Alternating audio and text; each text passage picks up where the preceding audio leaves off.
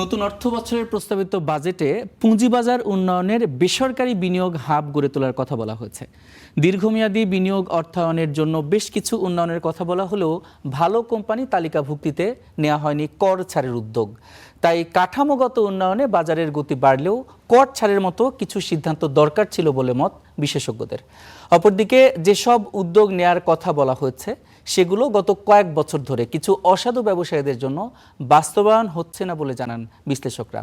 তাই শুধু ঘোষণার মধ্যে সীমাবদ্ধ না থেকে পরিকল্পনা কার্যকর করার পরামর্শ তাদের।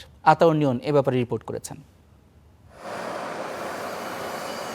নতুন অর্থ বছরের জন্য প্রস্তাবিত বাজেটে পুঁজিবাজার উন্নয়নের দীর্ঘমেয়াদী পরিকল্পনা হিসেবে বেসরকারি বিনিয়োগ হাব গড়ে তোলার কথা বলা হয়েছে। দীর্ঘমেয়াদী বিনিয়োগ অর্থায়নের জন্য বন্ড মার্কেট এবং বিকল্প অর্থায়ন ব্যবস্থার উন্নয়ন করা হবে। এছাড়া corporate bond, mutual fund, green bond, সুকুক এবং অন্যান্য দীর্ঘমেয়াদী বিনিয়োগ উপকরণের উন্নয়নও চলমান আছে।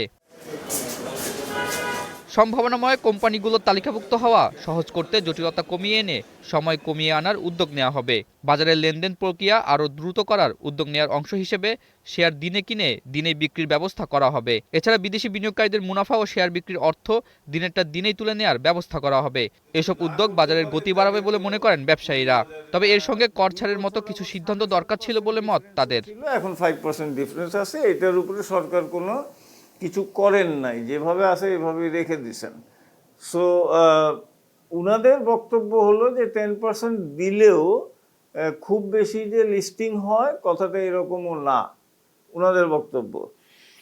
সো আমার কাছে যেটা মনে হয় যে ওইটার চেয়ে পলিসিগতভাবে যদি কোনো চেঞ্জ আনা যায়, যাতে করে একজন ইস্যুয়ার সে উদ্বুদ্ধ হয় পলিসির মাধ্যমে, তাহলে কিন্তু জিনিসগুলো সহজ হবে।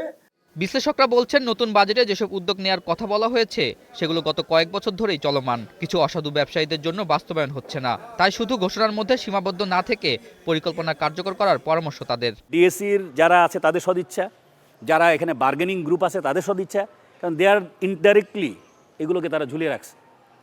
সো বাংলাদেশের কোনোদিনই পরিবর্তন হবে না যদি কাজ বোঝে, জানে কোথায় কি করতে হবে, সেই ব্যাপারে যদি এক্সপার্টাইজ না থাকে, ওই চেক অ্যান্ড ব্যালেন্স করে আপনি এই গ্রুপের কাছ থেকে একটু ইন্টারেস্ট নিয়ে ওই গ্রুপের কাছ থেকে ইন্টারেস্ট নিয়ে সবাইকে রাজি খুশি রেখে গুড গভর্নেন্সও মেকশিওর হবে না, বাজারও ঠিক হবে না। আপনাকে বাজার ঠিক করতে হলে জানা, বোঝা, বাস্তবায়ন করার মতো ম্যান্ডেট এবং বাস্তবায়ন করার মতো নলেজ, বাস্তবায়ন করার মতো কারো দিকে আমি তাকাবো না, বাজারকে ঠিক রাখতে চাই, আন্তর্জাতিক মান নিতে চাই, এই ধরনের লোক লাগবে।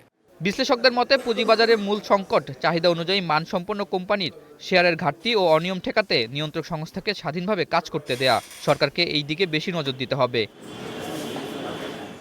আতাউর নিয়ন, স্টার নিউজ, ঢাকা।